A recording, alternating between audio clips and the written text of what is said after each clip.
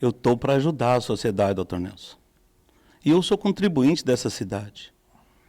Eu tendo condições, eu tenho que municiar, sim, o Ministério Público. Eu mantenho interlocução com o Ministério Público de tudo aquilo que me parece estranho. Saibam, isso é bom. Isso é bom. Eu não posso me omitir. Vejam só. Quem causou essa situação foi a lastimável atuação dele perante o Poder Executivo. Ainda hoje, doutor Nelson, eu ouvi a secretária de Educação dizendo que há 5.000 crianças na fila do CEMEIS. Você ouviu isso? 5.000 crianças. Hoje, ela disse nessa rádio. O transporte coletivo, eu assisti a entrevista de ontem, meu povo, ele simplesmente queria controlar o contrato, porque as mesmas mazelas que tinham o consórcio Sorriso, doutor Nelson, continua tendo atualmente a Santa Clara. E não lembro no consórcio Sorriso ter soltado roda, ônibus caindo, chovendo dentro, eu não lembro. Os problemas de atraso, de falta de linha em determinados lugares, continuam a mesmíssima coisa. A diferença é o seguinte, que ele assinou um contrato e colocou a possibilidade de subsídio, doutor Nelson.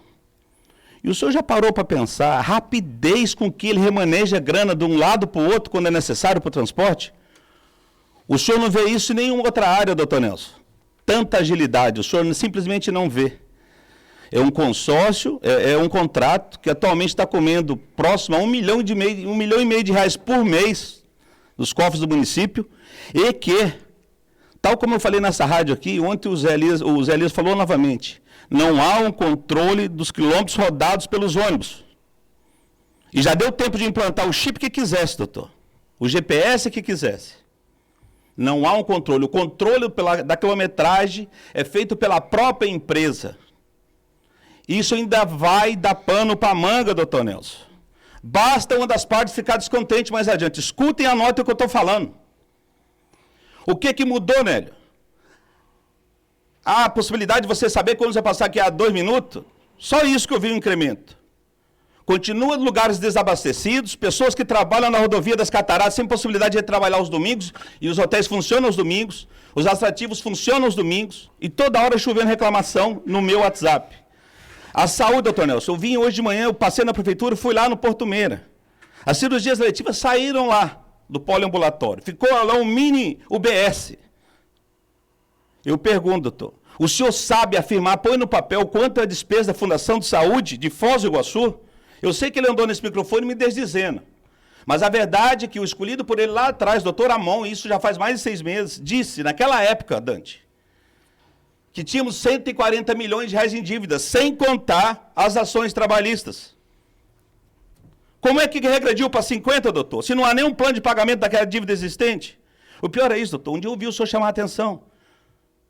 A dívida existe, não há um plano de pagamento da mesma. Sim.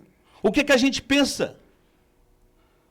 Olha, se a educação tem problemas sérios, a saúde tem problemas sérios, a mobilidade, pessoal, não é só a questão do transporte. A mobilidade de Foz é uma vergonha, é a riqueza, doutor. Ela vai de um canto para o outro, é por meio da mobilidade, doutor. O senhor nunca viu um lugar rico com mobilidade ruim. E aí eu fico perguntando, doutor, por que demora tanto para fazer as trocas? Doutor, eu sei o que é acordo político. Mas eu chego no Nélio, você é representante de tal partido, eu combinei com você durante a coligação de pegar um agente seu, beleza. Mas esse fulano não está servindo aos princípios, aquilo que foi determinado a ele. E se eu não tiver rabo preso com ele, eu troco, porque eu vou pedir, Nélio, me indique outro nome, por favor. É isso, doutor, não é quebrar acordos. É simplesmente dizer que as pessoas não são insubstituíveis. E quando não cumprem os seus papéis, outras têm que ser colocadas no lugar, sob pena da sociedade pagar e caro, doutor. Aí eu pergunto, com tanta morosidade, doutor, olha outra coisa, todo mundo sabe, os senhores sabem aqui, nós estamos ali um problema seríssimo da Previdência do município, doutor. Nós vamos aportar para o ano que vem próximo a 100 milhões de reais. Sabe o que é isso aí? É dinheiro que poderia ser investido em muitas outras áreas carentes, como, por exemplo, a UBS lá da Vila Adriana, que a reportagem do senhor foi até lá. A do Sol de Maio, que sobe no corredor central. É a falta de médico da saúde básica que o Tribunal de Contas já disse. Chico Brasileiro, tu presta atenção. Tu está fazendo pedalada fiscal. Tu está contratando médico por terceiros e não jogando na folha de pagamento. Na verdade, doutor, deram um ultimato para ele, não sei se o senhor viu. Eu vi o relatório Ele tem do Tribunal 18 meses para contratar médicos para atuar na saúde básica. Aquilo ali é uma determinação, não é um pedido de por favor. Sabe assim, aí eu pergunto, o pessoal acha assim, doutor, todo mundo já namorou alguém, já paquerou, até casou com alguém que não anda bem das pernas. Eu sou obrigado a manter-me no casamento que não está bem, doutor? O problema é esse, doutor, não sou eu. Tá, mas aonde então o delegado errou? Pois é, agora eu quero saber, onde é que o delegado errou, onde o... Mas aí o Chico Brasileiro tem que falar para o senhor. Ele falou aqui que eu sou uma lástima como escolha dele para vice, né? Ele está arrependido. Uma lástima é o seu governo, meu camarada. O seu governo é uma lástima. Faça uma pesquisa. Vá até as ruas, sem nenhum vereador, sem nenhum puxa-saco, para ver a receptividade que o senhor tem. Eu me indique o problema que eu fiz. Aonde que eu roubei, o que eu fiz de errado. Doutor, há um núcleo duro ali que, na realidade, a figura do vice-prefeito é meramente ilustrativa. Ele não deixa atuar. Aí as pessoas ainda pedem, por que tu não assume a secretaria tal?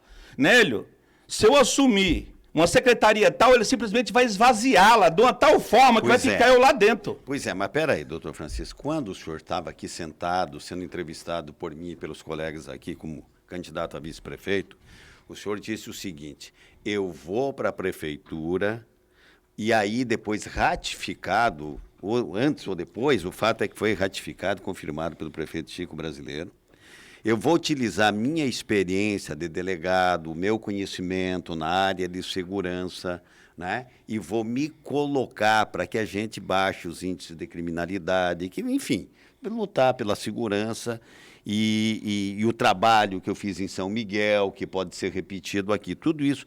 Em que momento foi dito, isso não vai ser mais colocado em prática? Eu vou lhe dizer, doutor, eu cheguei a pedir à Secretaria de Segurança, e se ele desmentir, eu tenho como provar.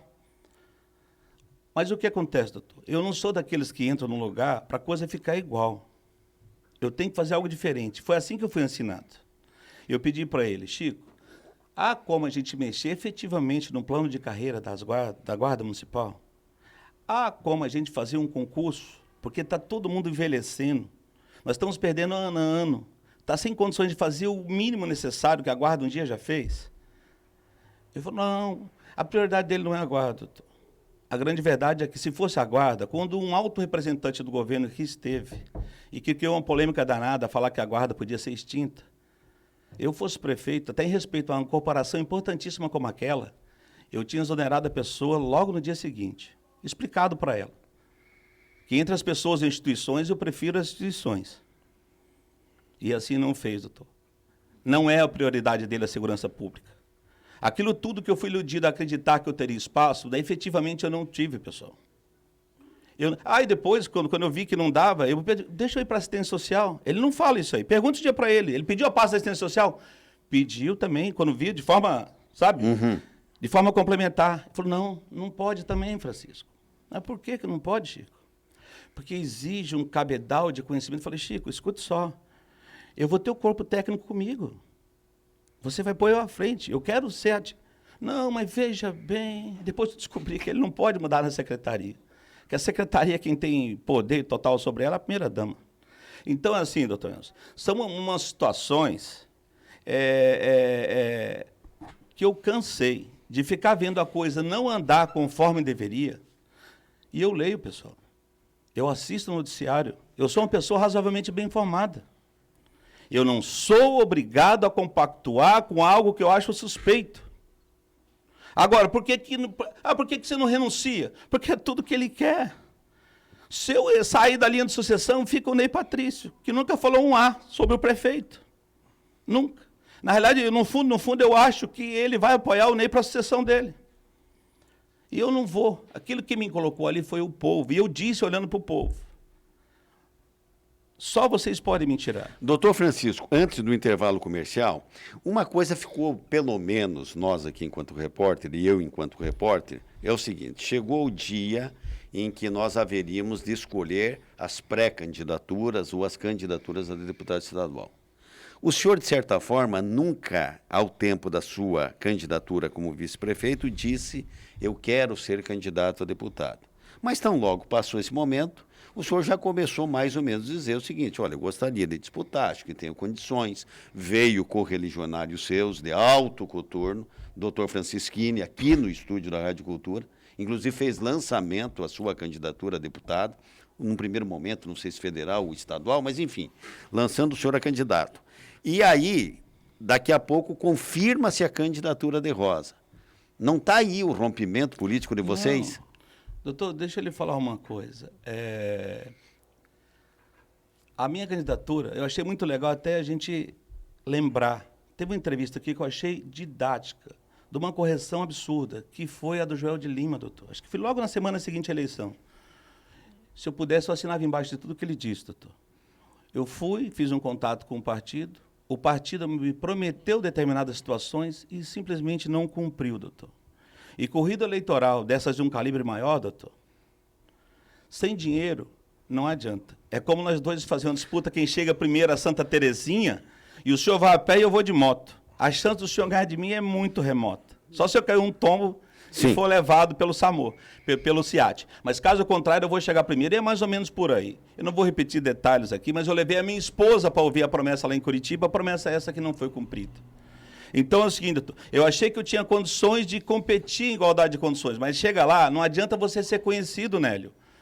O doutor Nelson tem uma experiência, não adianta você ser conhecido, doutor Nelson. Sim. Na hora que sai para o pleito eleitoral, o buraco é mais embaixo. Sabia, Dante? Você pode ser conhecido como for. Exemplo, tu quer que pessoa mais conhecida que o Luciano Alves? Por exemplo. Não é fácil. Se fosse me entregue aquilo que me foi prometido, talvez hoje nós estivéssemos numa situação diferente, doutor. Não dá para adivinhar, só Deus sabe de tudo. Mas, de fato, não foi cumprido o que me foi prometido. 11h41, eu tenho que fazer intervalo só porque eu quero registrar aqui o Rômulo Barbosa, Sérgio Caime, a Sol Faedo, a Rosângela Sampaio.